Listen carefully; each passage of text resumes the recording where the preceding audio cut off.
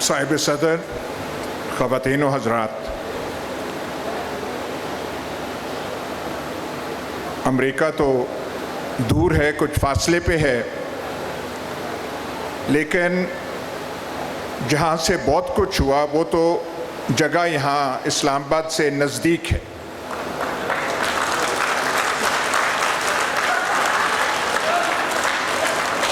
आप बेशक ये डोनाल्ड लू फलाना फलाना नाम लें, लेकिन जो जानते हैं आपकी दिल भी गवाही देता है यहाँ पे हुआ कुछ और है।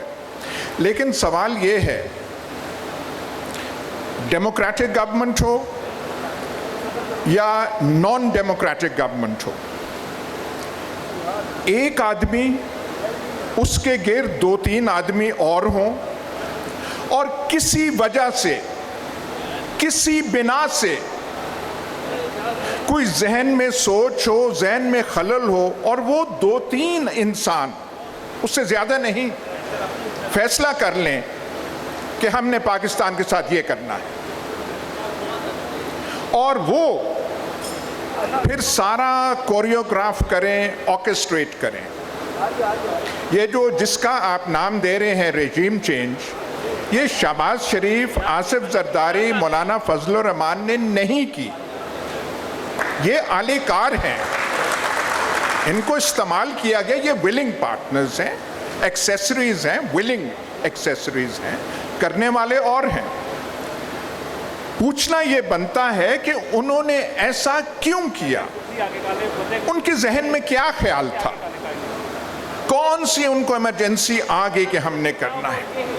अब यहाँ पे आप पाकिस्तान का माहौल तो आप देख लें।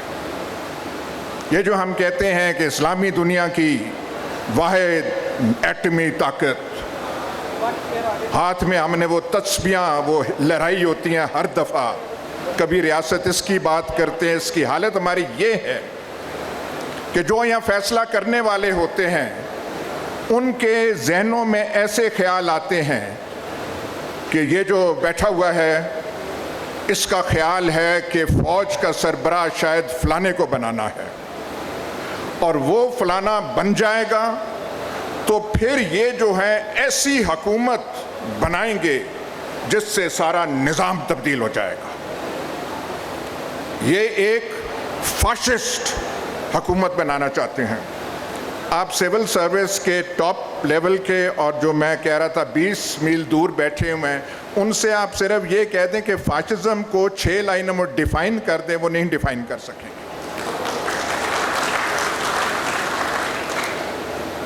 इस वजह से आप जो है ये पूरा खलवाड़ खड़ा कर देते हैं। शहबाज शरीफ, मौलाना फजलुर रहमान, आसिफ जरदारी, ये बाद की चीज़ें हैं, ये कॉन्सिक्वेंसेस हैं, और लगा के उनको दे दिया। उनसे नहीं हो रहा, वो हम देख रहे हैं फिर पाकिस्तान की हालत क्या है। लेकिन बेसिक कॉज, सिस्टेमिक कॉज वो है। लेकिन अगर ये कॉज है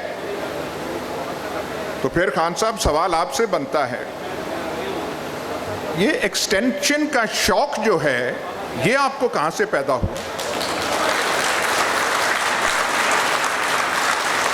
भाई हम तो समझ रहे थे हम किसी फैन क्लब के मेंबर नहीं हैं। जवानी में फैन क्लब्स के मेंबर हुआ करते थे, उनसे हम निकल आए हैं। पर हमें बताया गया था ऐसा कप्तान है, माजिद खान कजन था, उसको ऐसे निकाल दिया, क्रिकेट टीम में ये कर दिया। और हम तो समझ रहे थे कि जब आप आएंगे तो कम से कम ये प्रिंसिपल तो होगा कि 3 साल टेन्योर है तो 3 साल ही रहेगा।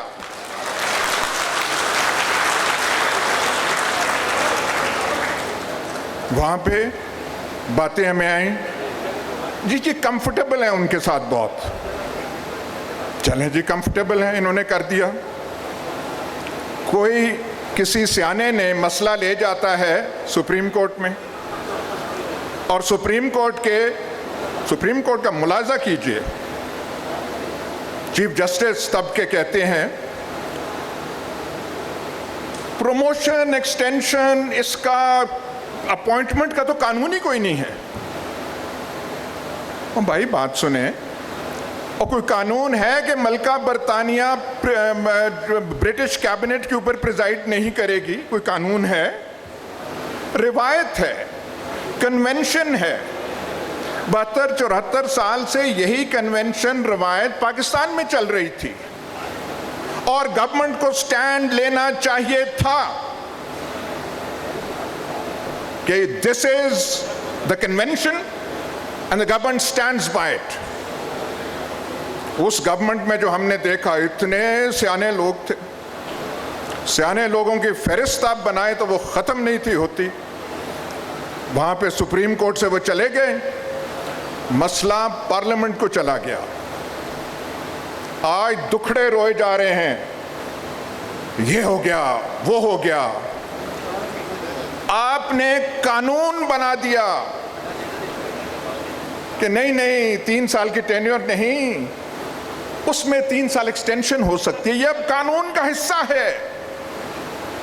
और फिर आपने मजीद ये कहा कि नहीं नहीं नागुज़ीर हो, कोई बड़ा रोमल, गुडेरियन, मार्शल ज़ुकोव आ जाए तो उसे 7वां साल भी हम दे सकते हैं। जनाब आला, आप ज़रूर प्राइम मिनिस्टर बने, दोबारा बने, लंबी आपकी टेन्योर हो, लेकिन ये विरसा आपने छोड़ दिया है, ये 7 साल वाला। जो यहाँ पे आएगा उसकी नजरें 6 साल तो रहेंगी कि 6 साल तो मैंने होना है, ये आपने यहाँ पे वो कर। और फिर एक और चीज, ये जो सारा हुआ बात,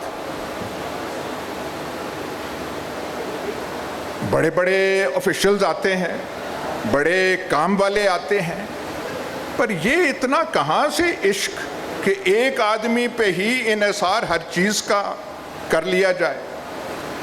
सिक्योरिटी मामलात भी, बलूचिस्तान के मामलात भी, सियासत के मामलात भी, और वहाँ से फिर होते होते बात पता नहीं कहाँ तक पहुँची। तो इसमें जो खलवाड़ अब पाकिस्तान में हो चुका है, खान साहब उसमें आपका भी माशाल्लाह खासा कंट्रीब्यूशन है। तो आइंदा पता नहीं आप क्या करेंगे। हमें तो सिर्फ ये पता है कि ऐसा होता क्यों है। अब वो जो करने वाले हैं घबराए हुए हैं, हर एक को पकड़ पकड़ के कह रहे हैं कि नहीं नहीं ये बहुत बुरा हो रहा है। एक लफ्ज़ आगे, इंस्टीट्यूशंस के साथ ये हो रहा है, फलाना हो रहा है, मोरल इफेक्ट हो रहा है। ज़रा कि ये गुफ्तगू जो है, खान साहब की गुफ्तगू ठीक नहीं। इस सारे खलवाड़ में एक ही अच्छी चीज़ हुई है, ओनली वन,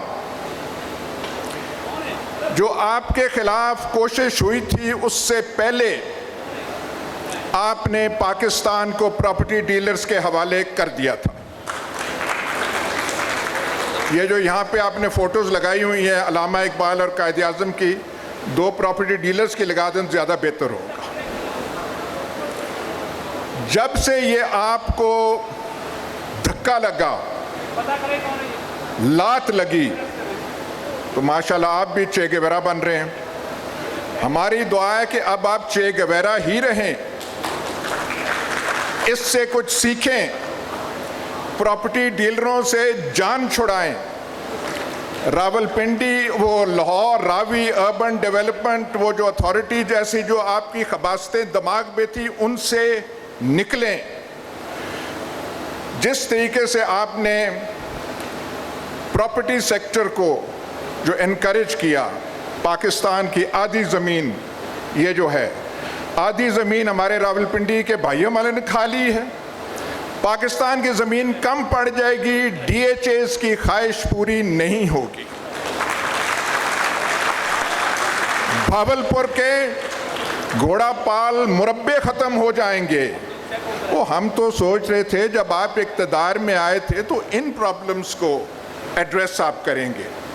अब जो हुआ हो गया, पुराने वक्तों पे रोने की ज़रूरत नहीं है।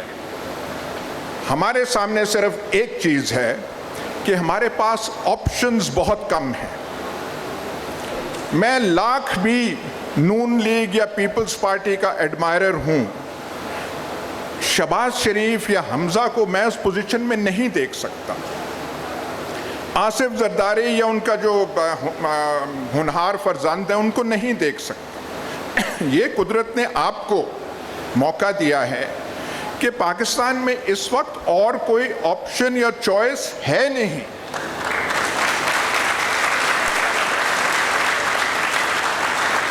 इसलिए जो सही बात है उस नब्ज़ पे अपनी उंगलियां रखें, डेविड लू और अमेरिका से थोड़ा निकलें, देखें कहाँ से हुआ है, देखें आगे क्या होना है। 1 साल 1.5 साल बड़ा इम्पोर्टेंट है। नवंबर में कुछ होगा।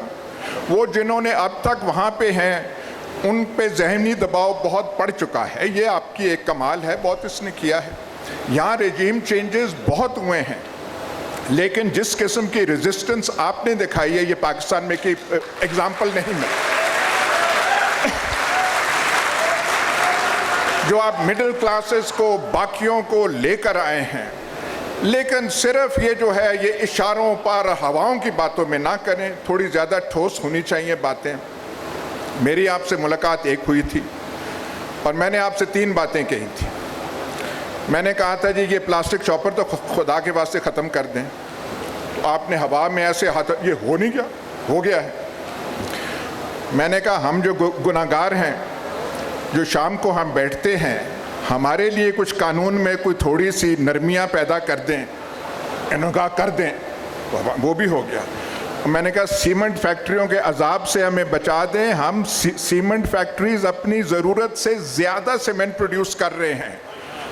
आपकी पंजाब गवर्नमेंट ने 14 फैक्ट्रियों की इजाज़त दी है।